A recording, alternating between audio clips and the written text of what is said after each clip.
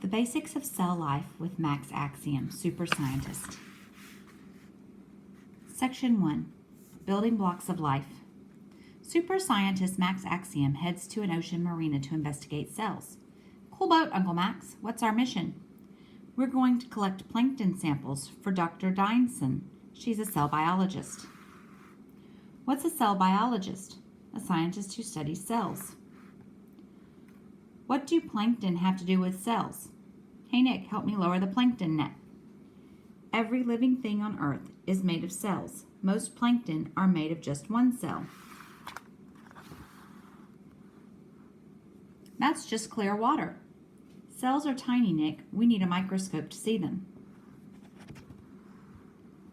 Let's look at our sample under the microscope. Some plankton are made of many cells, just like we are. Here's one that's a single cell.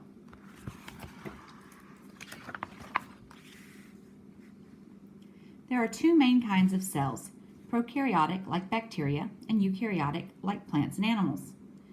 Prokaryotic cell, eukaryotic cell. They both have cytoplasm and cell membranes. The eukaryotic cell has a nucleus and organelles.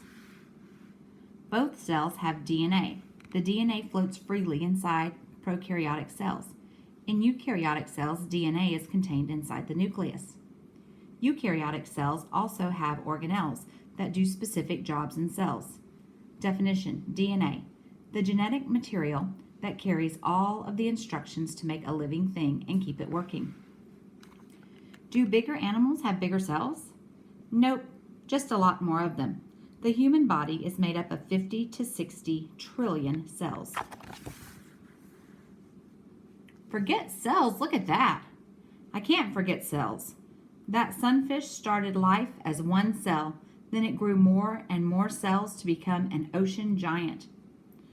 Earth, 3 5/10 billion years ago. The earliest creatures on Earth were probably prokaryotic cells. Scientists believe all living things evolved from these simple cells. Understanding how cells work helps us understand life. Let's get down to their level and check it out.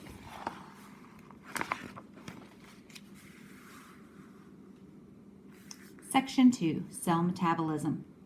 Cells use energy from the sun or from food to make proteins that plants and animals need. This process is called cell metabolism. Let's see how it works in this animal cell. This glucose molecule is like food for the cell. First, the molecule goes through the outer layer that protects the cell. This layer is called the cell membrane. Then the glucose heads to the nearest mitochondrion. Plant and animal cells are packed with mitochondria. These organelles are like power plants for the cells. The mitochondrion turns glucose into a molecule called ATP. ATP provides energy that the cell uses for power to make proteins. The mitochondria and other organelles are surrounded by cytoplasm. This gel is mostly water, but there are lots of proteins here too. Proteins are made here in the endoplasmic reticulum, and the Golgi apparatus moves proteins around the cells.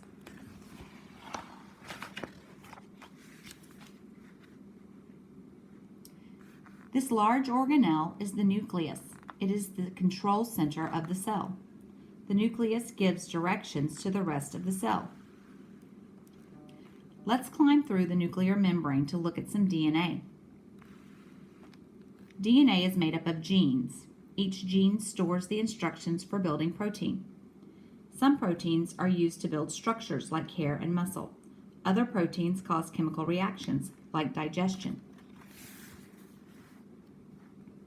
When your body needs a certain protein, cells jump into action. It all begins with a process called transcription. First, a nuclear protein grabs the gene or instructions for the new protein. Like a copy machine, the nuclear protein makes a copy of the gene. The copy is called mRNA. It has all the instructions for the new protein. But first, we need to get out of here. The actual work of building proteins takes place outside the nucleus.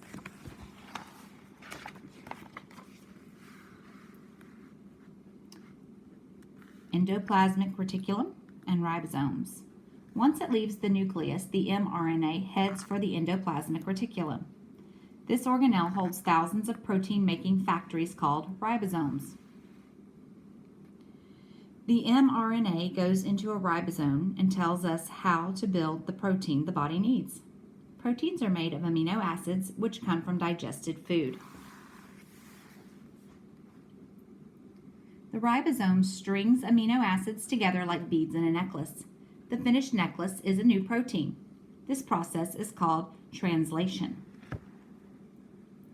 When the new protein comes out of the ribosome, it folds up when it's ready to do its job. Then it's ready to do its job. Microtubules are like subway systems. This one will take the protein where it needs to go. Animal cells are cool, but let's check out plant cells too.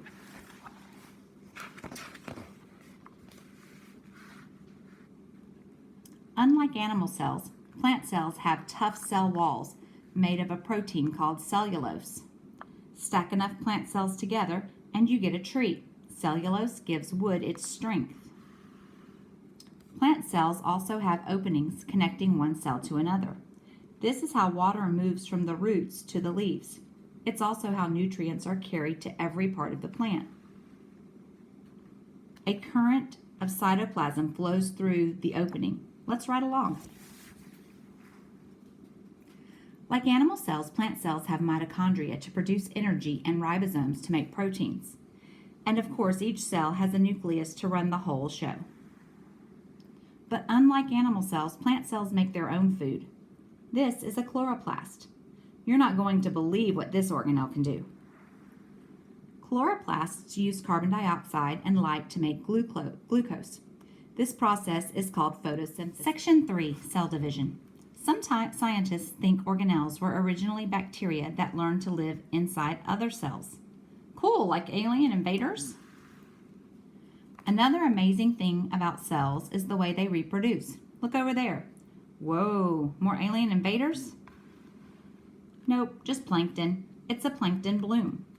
When ocean conditions are right, plankton cells reproduce so fast that blooms can be seen from space.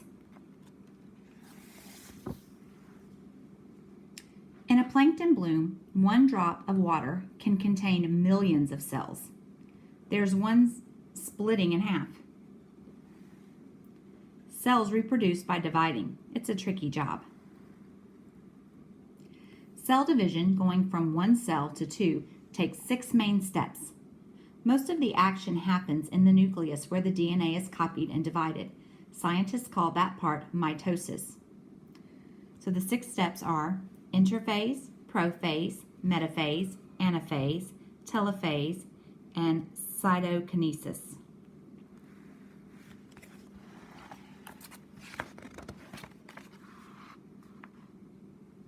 Interphase. The cell spends most of its time in interphase working hard and making proteins. Each one of these strands is a separate piece of DNA called a chromosome. Before cell division begins, each chromosome makes a copy of itself. During prophase, the DNA squeezes together. The chromosome and its copy are held together in the middle like an X. Metaphase. During metaphase, the chromosomes line up in the middle of the nucleus. Microtubules connect the chromosomes to organelles at either end of the cell. Anaphase.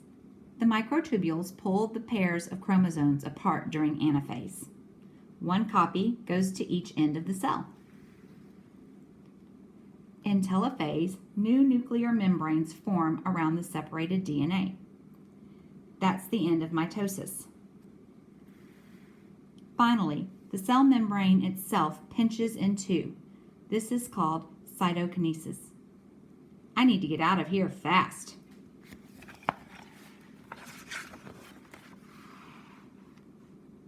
How fast can cells divide? Some bacteria cells divide every 20 minutes. Other cells divide only once every few days or weeks. In plants and animals, cell division repairs injury. And that baby sea lion will grow into an adult through cell division too. Don't forget, every plant and animal starts as a single cell. These first cells are called stem cells. The human body is made of more than 200 types of cells. We have the brain cell, blood cells, skin cells, fat cells, bone cells, and smooth muscle cells. In a growing animal, stem cells can become any type of cell during the first few cell divisions. While Nick delivers these plankton samples to Dr. Deinson, let's look more closely at the different types of cells. Stem cells in medicine. Access granted, Max Axiom. Scientists think that stem cells may be the answer to curing many diseases such as Parkinson's or Alzheimer's. Doctors may be able to use stem cells to replace old cells damaged by injury or disease. Bone marrow transplants are a form of stem cell therapy used to treat cancers like leukemia and lymphoma. Section 4. Many cells, many jobs. Cells divide constantly on the inside surface of your skin.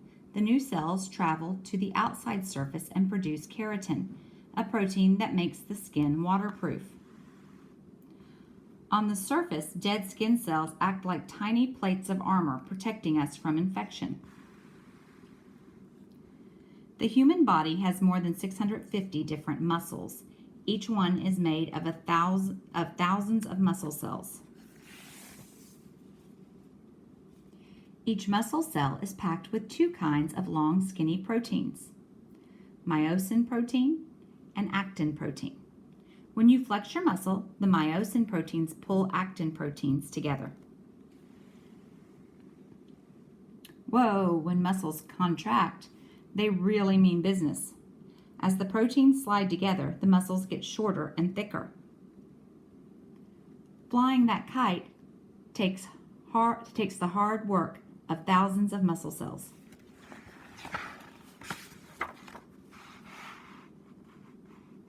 Of course, everything we do, from flexing muscles to reading books, depends on the brain. Specialized cells called neurons do the thinking. The brain has billions of neurons. They form a huge web of cells called a neural network. Neurons operate our senses and tell our muscles what to do by passing messages through the neural network. Those are dendrites and axon. Signals travel from one dendrite down the axon before jumping to the next dendrite. Exercise for your brain is just as important as physical exercise. Working your brain helps connections grow between neurons. Typically, neurons don't divide once children stop growing. Damage to neurons from injury or drug use is usually permanent.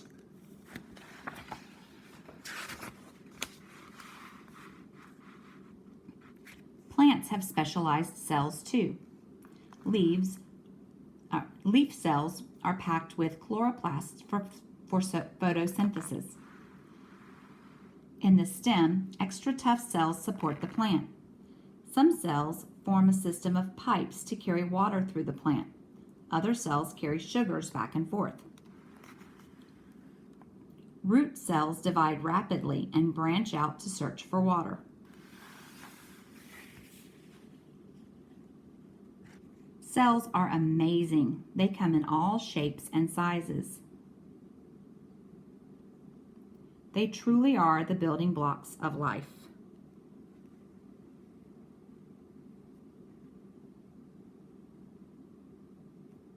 More about cell life. Robert Hooke discovered cells in 1665 when he used a microscope to examine thin slices of cork. He saw tiny boxes that looked like the rooms where monks lived. These rooms were called cells. Hooke gave that name to his discovery. In 1683, Anton van Leeuwenhoek built a microscope to observe bacteria found in his own mouth. He called them animalcules. In 1839, scientists Matthias Schleiden and Theodor Schwann convinced the world that all living things are made of cells. An important part of cell theory is that all cells come from the division of other cells. All cells are tiny but come in different shapes and sizes. The largest cells are found in frog eggs. They are nearly 4/100 inches or 1 millimeter in diameter. Fingerprint ridges are 20 cells wide.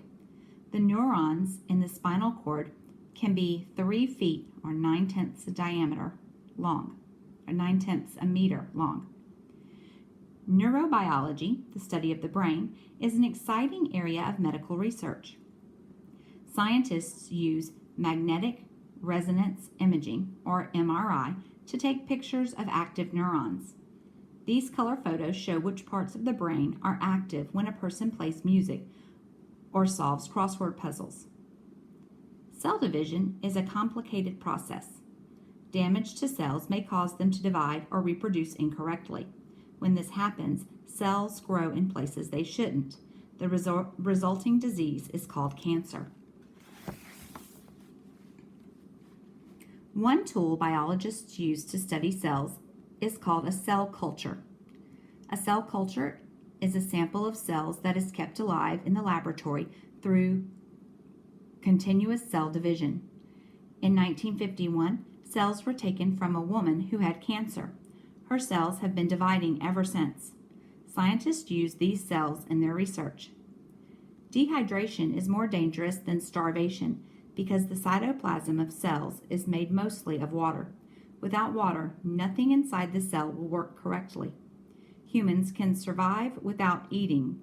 Humans can survive without eating for much longer than they can go without water because cells can use energy stored in fat cells.